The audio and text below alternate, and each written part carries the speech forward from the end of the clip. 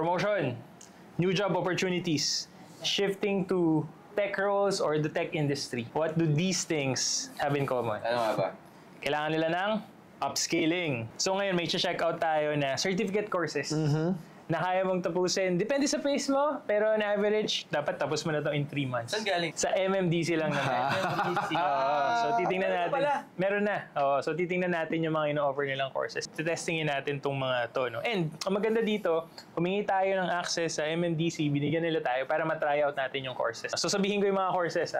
Number 1 is virtual assistance. Boom. In demand to. Exactly. Kaya kailangan na. Kailangan na. Number 2, content creation by Adobe lang naman. Oh. Data analytics by IBM. IBM lang naman. Makakita kayo ng trend dito. Tyan. Next one would be social media marketing by yung king of social media, Meta lang naman. Siyempre, mag-market ka gamit Instagram, Facebook, mag-aral ka na dun sa source. And lastly, digital marketing by Google. So makikita nyo naman, galing talaga dun sa mga industry leaders. Yung mga actually, yung mga papasukan mo, mga dream jobs mo, kung sakaling natapos mo itong mga gantong skills or na-achieve mo itong mga gantong skills. Sa kanila na mismo galing. Oo, sa kanila na mismo galing. And, tinry natin isa-isa. Oy, ganda. Ano tinry mo? Eh, lalayo pa ba ako? Content creation by Adobe. Yun. Ikaw, ano tinry mo? VA. Virtual assistants. Ay. Marami nang gustong mag-apply as VAs. Yeah. Pero ang dami ring hindi alam kung paano mag-start eh. Walang Bible eh. Oo, walang manual eh. Ganda ng ginawa ni MMDC dito, nakipag-partner up sila with Coursera.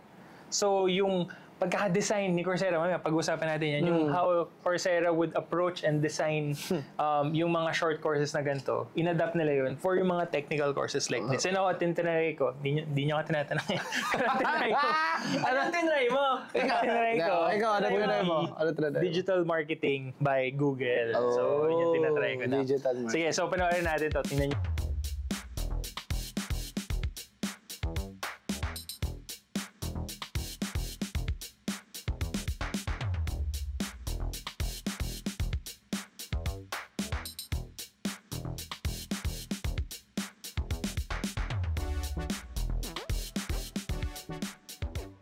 Kita nyo naman. So, we really tried it multiple days, no? Hindi pa tayo tapos. We're still in the thick of it, no? Pero kumusta? May nadali ko eh. Nadali mo na? Sobrang ganda kasi. Sorry if it sounds nambobola, pero ang ganda. Meron siyang 3 programs within one certificate. Sa content creation, yung strategy, social media, marketing, tapos yung design. So for PubMats, gano'n. So na-try ko lahat. Tapos yung mga magtuturo sa'yo, employees talaga ng Adobe na nagsispecialize in learning and development. So sanay magsalita, sanay magturo. Sanay magturo, tapos you get everything talaga. Ako, hindi ko alam na may AI na pala yung Adobe. Na generative AI for graphic design. Sobrang galing. Tapos meron din yung content creation strategy, tapos may social media marketing aspect din. So, very holistic, no? Pwede na talaga siyang aralin ngayon. Yun yung kagandahan. So, ang galing. Sobrang ganda. Ako, yung main comment ko would be dun sa pagkakadesign ng courses. Ako, nag-try naman ako ng short courses before. Hindi ko natapos or hindi ko sobra akong na-bore. Kasi haba na parang kailangan panoorin mga 30 minutes, 20 minutes.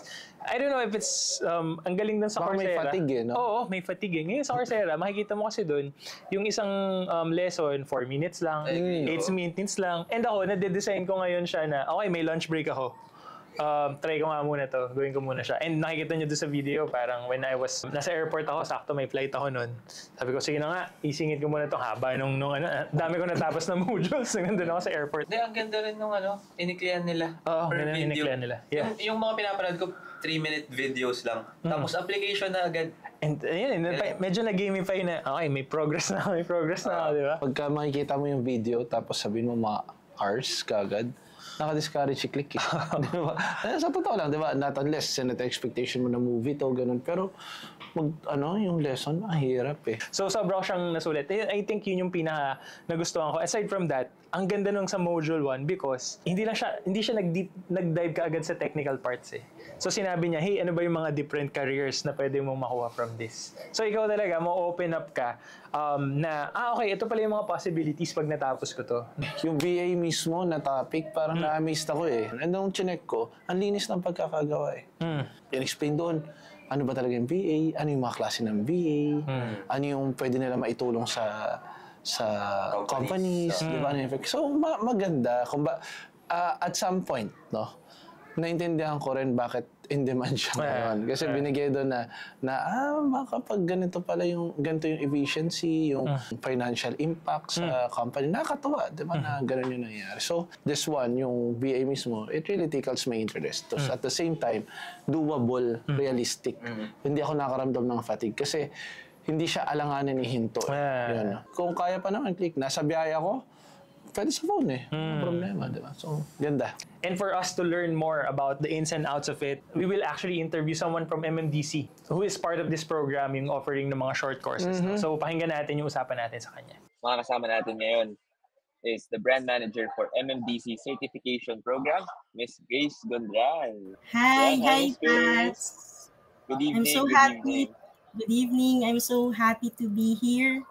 And I would like to thank you, Pats, and Todo Career for inviting MMDC. And we're really excited to share good news and relevant information regarding MMDC's certification program. Of course, Ms. Grace, thank you, of course, for accepting our invite. No? And ang daming courses, di ba? Mayroon tayong virtual assistance, mayroon tayong content creation, and then mayroon tayong digital marketing. Bakit nga ba ito yung mga courses na pinili natin? The certification programs, they were selected to align with the needs of the fast-growing industries. So currently, right now, we have program offerings on the fields of virtual assistance, on marketing, and technology. So for virtual assistance, for example, we have seen the rise of remote work during the pandemic period, and we are also seeing outsourcing trends in US, in Australia, in Singapore, and these drive the demands for virtual assistants. And then with regards naman to marketing, not every business in today's world, kahit gaano kakalaki or nagsisimula pa lang yung negosyo mo, every business now needs a digital presence, an online presence, because that's where the customers are. And in terms of technology, companies nowadays, they use data to make smarter and business decisions. So we would like to provide accessible and relevant and flexible ways for learners to build their competencies in these fields, and that is by way of taking up the certification programs. And also, in these industries, they also appreciate micro-credentials as credible indicators of a candidate's skills. So, companies under these fields, they are leaning towards a skills-based hiring. So, we would like to offer our learners with industry-relevant skills so they can stand out in the job market. Ms. Grace, you know what? I noticed yung mga partner companies sa mga short courses natin. Merong mga Meta, may IBM, may Google, tapos may Adobe, di ba? So, very global, no? Yung mga partnership companies natin para maturuan yung mga interested sa mga short certification courses natin. And also, Ms. Grace, napansin ko rin na, you know, AI is booming now eh. Diba? So, how do we ensure na the globalization, that trend nowadays, and also AI, how do we ensure na yung mga certifications natin would still be relevant in today's world? So, you know, Pats, in MMDC, we make sure that our students, while learning at MMDC, we also teach them how to use AI tools properly. So, in our certification programs, the learners would gain access to an AI coach and AI dialogue. So, it's very important. It's very helpful. Like, for example, you are studying midnight, diba? Gabi na, no? And you don't understand something. sa pinag-aaralan mo sa certification program that you are taking up. So our certification programs are being hosted on Coursera. So on this platform, Pats, meron tayo ditong 24/7 AI tutoring. So that means kahit anong oras ka mag-aral, merong AI tutor na po pwedeng sumagot sa mga katanungan mo. And also, to make our students more globally competitive, also on Coursera, the students can also gain access to content from top universities from around the world. Who do you think should take these courses? The certification programs are actually, they are ideal for number one, new job seekers, number two, professionals who want to be promoted in their companies, and third, for career shifters who are exploring new opportunities. So for new job seekers, di ba minsan mahirap maghanap ng trabaho kapag wala ka pang work experience na mabibigay sa mga companies that you are applying for. So, getting certified would demonstrate to the employer that you can do the job. So, Pats, our ACADS team, no, when they created our certification programs, they actually interviewed employers. No? What skills are they hiring for? And they have made sure that the learners would have these skills when they take up our certification programs, no? So they can be competitive in the job market. And then for professionals who want a promotion, di ba, Pats, sometimes we feel like we are stuck in our career. Parang we don't know how to move forward. Sometimes we are passing up on promotions because we are not confident enough, or we feel like we are not qualified for a promotion. So getting certified, so this would give you the confidence to apply for promotions in your company. And then third, for career shifters exploring new opportunities, so just would like to share with you, Pats, actually we have a learner. He's a former seaman. Bumalik siya dito sa Pilipinas, and he enrolled to IBM Data Analytics program. So gusto niyang mag-venture out into a new field, and the certification program would help him smoothly transition to the new field na gusto niyang puntahan. Miss Grace, that's amazing. That's amazing. I really love na, you really empathize not just with the learners, with the individuals, no, but also with the employers.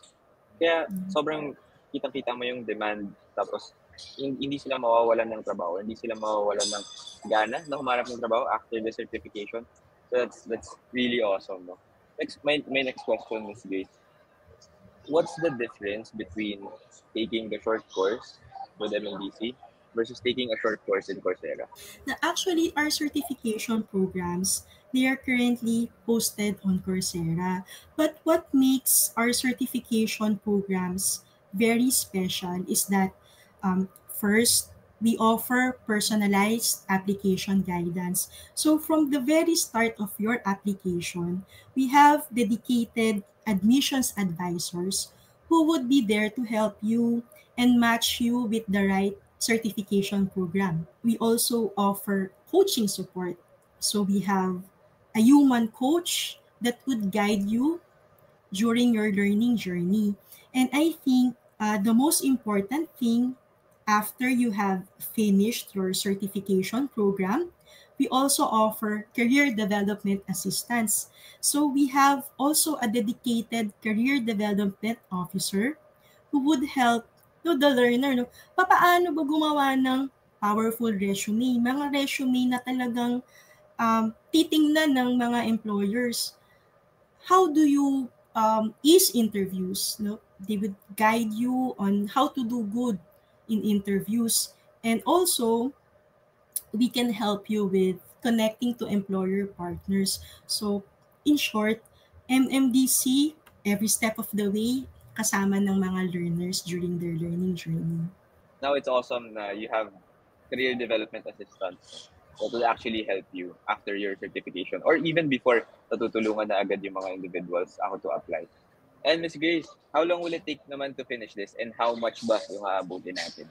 So, Pats, generally, you can finish the programs in as little as 3 months. So, there's a duration for each program, and we are encouraging the learners to finish the program before the duration ends. So, it would also depend on how many hours the learner would allot for the studying. So, of course, if you can allot more hours to study, you can also finish the program faster.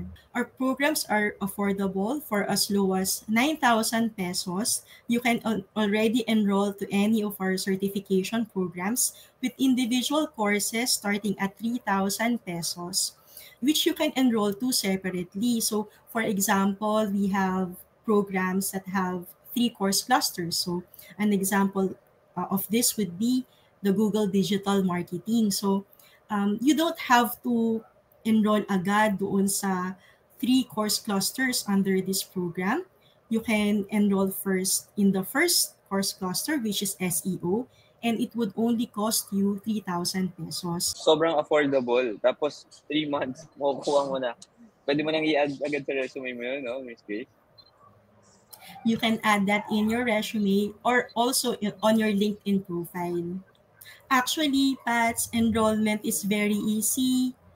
Everything is being done online. So in just 3 easy steps, you can be enrolled to our certification program. So step 1, you just have to fill up the application form that is available on our website. So that would be at mmdc.mcl.edu.ph. And then you just have to submit a valid ID and proof of high school completion. So for the certification programs, you do not need a college degree. So you can just send to us either your diploma for high school or your report card. And then step number 2, you would receive personalized guidance from our admissions advisors. And then step 3, pay and start learning. So very easy lang talaga yung enrollment with MMDC. Sobrang dali. 3 easy steps. Pwede mo na agad ilagay sa resume mo. Miss Grace, thank you so much for joining us for tonight. Ang pahinihintay nyo, visit MMDC at www.mmdc.mcl.edu.ph and check out the certification course. Thank you, Miss Grace. Thank you. Knowing how it's designed, ano yung actual na tinuturo, who can you recommend it to, Pat? Of course, for starters, students. Kahit students? Students, pwede kasi parang essential part na yung social media. If you wanna get into it, todo mo. Ikaw, Pero yun yung sa akin. kaya mo recommend? Sa akin, career shifters. Career shifter. Kasi ako mismo, alam niyo naman yan, na dumating sa punto na trinay ko iba-ibang roles, di ba? Ang hirap din mag-apply ng role na gusto mo, tapos sasabihin mo lang na knowledgeable ka. Pagtatanggol mo lang during interview. Ganun.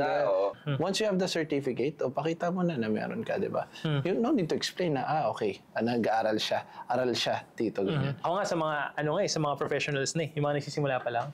Kasi kung halimbawa beginner ka doon, napasok mo, sige, digital marketing ako, tapos parang ang iniintay mong trainings would be, hindi, baka matututo naman ako kapag nandiyan na talaga ako, ano yung mga essentials. Feeling ko limited yun eh. Ang magagawa mo lang doon would be kung ano yung currently alam mo, pero beyond that, hindi ka na makakapag-move forward. And kadalasan yung beyond that na yun, yun yung kailangan for you to be promoted, para mas mag-advance ka sa career mo. So I suggest para sa mga beginners na, kunyari digital marketer ka, or content creator ka, or even your virtual assistant ka na, diba? Mag-take kayo na to. It would solidify your expertise. You'll become an expert through this, diba? Ano pang hinihintay nila, diba? Kung ako sa kanila, try out lang din nila. Sobrang murang-mura naman. I think Nothing to lose, bro. Hindi naman na-aray doon sa presyo. Kung masos ka ng bagong cellphone, ng mga trips mo. I think invest mo naman sarili mo this time. And like, tama yung sabi mo kanina, short ROI lang, di ba? So, yun. Sana itry nyo din to if you have free time. Kung halimbawa, planuhin nyo na, itong sem break, or itong Christmas break, or this year, or today, simulan mo na mag-upskill para sa kinabukasan mo. Always remember, we are rooting for you. Galingan mo!